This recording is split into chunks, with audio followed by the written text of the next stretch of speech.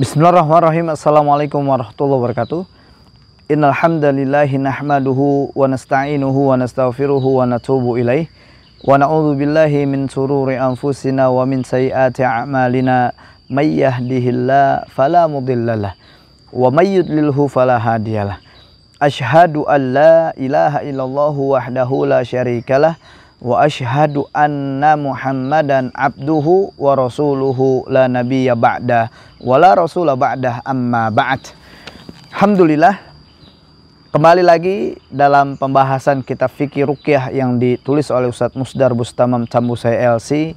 Kali ini tentunya kita awali dengan rasa syukur kita kepada Allah Subhanahu wa taala. Fi hadhil munasabah mubarakan ad'ukum an nadhkurullaha azza wa jal alladzi faddalana wa an'amana ni'aman katsira.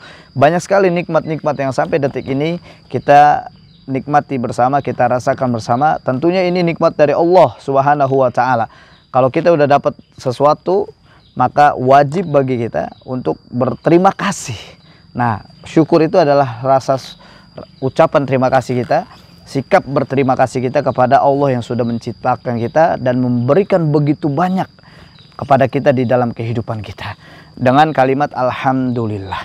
Salawat dan taslim juga kita sampaikan kepada Muhammad Rasulullah Sallallahu Alaihi Wasallam, insan yang mulia yang dimuliakan oleh yang maha mulia, insan yang agung yang diagungkan oleh yang maha agung. Kita lanjut dalam sebuah pembahasan. Di episode sebelumnya kita singgung tentang bagaimana ruqyah di zaman jahiliyah, bagaimana ruqyah yang terjadi di Indonesia. Tapi saat ini kita akan bahas tentang jimat-jimat di zaman jahiliyah. Jadi jimat itu sangat sering sekali digunakan oleh para dukun. Jimat itu sangat sering sekali digunakan dalam rangka melindungi diri dari mara bahaya, dari musibah, dari gangguan-gangguan syaitan, sihir dan lain-lain. Mereka ada sebuah jimat yang dinamakannya. Nah, pertama al-kharaj atau al-kharaj, tangkal. Jadi orang Arab jahiliyah menggantungkan tangkal ini pada anak mereka sebagai jimat melindungi diri dari ain. Tapi orang dewasa menggantungkan tangkal ini, sejenis al-kharaj ini memiliki jenis dua. Ada dua jenis ya. Pertama aqrah, jenis tangkal yang diikatkan pada pinggang seorang perempuan untuk mencegah kehamilan jika terjadi hubungan seksual. Yang kedua ada wajihah, tangkal berwarna merah yang digantungkan untuk mencegah datangnya penyakit. Kemudian ada wada'. Wada' ini tangkal berwarna putih diperoleh dari laut. Ya, semacam kulit kerang, terus yang diyakini sebagai penolak ain. Kemudian yang selanjutnya ada yashab, yaitu tangkal pencegah kesurupan sebagaimana mereka yakini. Yang kelima ada zamrat. Zamrat ini tangkal pengusir ain tanpa menyakiti pelaku ainnya. Nah, yang kedua ada jenis at-tahwitoh. At-tahwitoh ini pembentengan. Nah, pembentengan ini jenis jimat yang berbentuk benang dua warna merah dan hitam yang dipintal, diikatkan di pinggang seorang perempuan agar terhindar dari ain. Yang ketiga al-hikob. Al-hikob jimat yang diikatkan di pinggang anak kecil sebagai penangkal ain. Al-watar, senar atau tali gitar. Terus at-tiwalah, pelet, yaitu jimat yang dipakai seorang perempuan di lehernya dengan tujuan agar dipandang cantik oleh suaminya. Terus ka'ab arnab, jimat yang diyakini menghindari seorang dari ain dan sihir. Jadi banyak sekali jenis-jenisnya. Nah, kalau kita tahu jimat itu apa? Jimat itu berawal dari kata al-azam atau azimah. Jimat berasal dari Indonesia azaim, padahal bahasa Indonesia ini sendiri jimat itu tamimah. Lebih umum dan lebih luas dari azimah. Nah, wah, kaget nggak?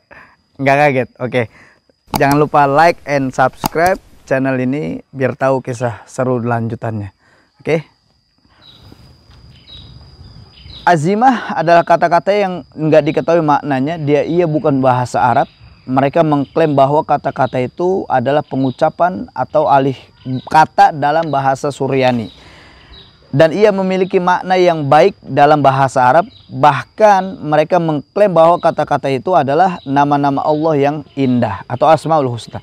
Menurut Syekhul Islam Ibnu Taimiyah, mantra azimat yang berbahasa non-Arab mengandung nama-nama dari bangsa jin yang dipanggil dan dimintai pertolongan. Mereka bersumpah atas nama yang mereka agungkan, lalu setan pun taat kepada mereka, yang disebabkan inilah yang dimaksud mengandung kesyirikan. Makanya barangkali disebut dengan istilah isim suatu nama yang tidak memiliki makna dalam bahasa Arab, yang kadang diyakini sebagai nama Allah, nama Nabi, nama malaikat, atau nama khaddam dari bangsa jin. Padahal nama-nama itu nggak pernah dikenal sebagai nama Allah atau Asmaul Husna. Seperti misalkan asyatat, tus sol asun, tus yas'alun, jaljalut, ikhrisya, jirisya, dan sebagainya. Azimat atau isim yang paling sering dipakai itu para penggunanya adalah azimat barotiyah, azimat jaljalutiyah, azimat tolutiyah, dan lain-lainnya. Nah, nama-nama yang dimaksud azimat barhatiyah, jaljalutiyah, lahutiyah, tolutiyah, dan sebagainya merupakan hal yang membawa pelakunya kepada kesyirikan. Apa yang mereka yakini dalam barhatiyah, jaljalutiyah, dan sebagainya itu sebagai nama-nama Allah sesungguhnya bukan bagian dari Asmaul Husna. Jenis azimat seperti ini dijumpai di kitab-kitab karangan Syekh Al-Buni seperti Samsul Ma'arif Al-Kubro dan Mamba Usul Al-Hikmah. Kalau teman-teman mau tahu, saya sebutkan nama-nama isim ya. Insya Allah ini cukup banyak namanya, nanti diingat ya. Nama isim ada Bahra Tibzis, makna yang diyakini dukun al-awwal wal akhir, artinya yang pertama dan akhir. Nama isimnya Cakir, makna yang diyakini dukun adalah an-nur atau cahaya. Terus Abarikh atau al-hakim, maha bijaksana. Bayrorrah, al-adl, al-ajiz fi jabarut, maha adil, maha mulia. Terus Barhuwa, al-mu'iz, maha memuliakan. Saruh, al-qarib, maha dekat. Samarikh, al-mubdi', maha memulai. Sayrah, al-mu'id, maha mengembalikan. Terus ada Tasmakhot, alim asir, maha mengetahui atau rahasia. Bamikh atau al-qayyum, maha diri sendiri. Samyayya, al-haq, maha benar. Yanuh atau al-wakil, maha mewakili. Damikh al-karim, maha mulia. Bashmukh al-hannan, maha pengasih. Tanawa atau al-hasib, maha penghitung. Kah'awah atau Rob al-muhyi, Tuhan yang maha menghidupkan. Terus Hashkah al-wali, maha memerintah. Hishkah al-muta'al, maha tinggi. Bahram al-ajiz. Syamhata ar-rahman. Syamlahka al-mughni. Aitolan al-qawiyu, dan lain-lainnya. Jadi ini nama-nama isim ya. Jadi kalau teman-teman tahu nama-nama isim, makna yang diyakini sama dukun. Terus ada Jaljalut, Allahu al-ahad, Allah yang maha esa. Terus Jaljalat, Hal-halat, Al-badi atau pencipta pertama. Hayhal al-qadir, yang maha kuasa. Hal-halat al-kafi, yang maha mencukupi. Terus Daitogot al-wadud, yang maha mencintai. Ghalhamad al-basit, yang maha melapangkan. Simakh Zul Batshi asyadid, yang memiliki siksa pedih. Salmah al-khaliq, pencipta, dan lain-lain. Ini nama-nama isim dari azimat itu sendiri. Banyak orang kita nggak sadar ketika dia datang ke dukun, datang ke ustadz, ke kiai, dia dikasih benda nih tempel di rumahnya, itu nggak boleh, itu syirik. Saya sering kalau berobat, kalau ada orang yang datang ke saya sering bawa minyak wangi. Di kantong saya selalu ada minyak wangi, di tas. Saya suka bilang begini, ini kalau memang Anda pernah datang ke orang pintar dikasih benda, saya bisa aja kasih minyak wangi saya. Tahu nggak nih? Ini minyak wangi yang saya punya ini minyak wanginya ajaib. Kenapa ajaib?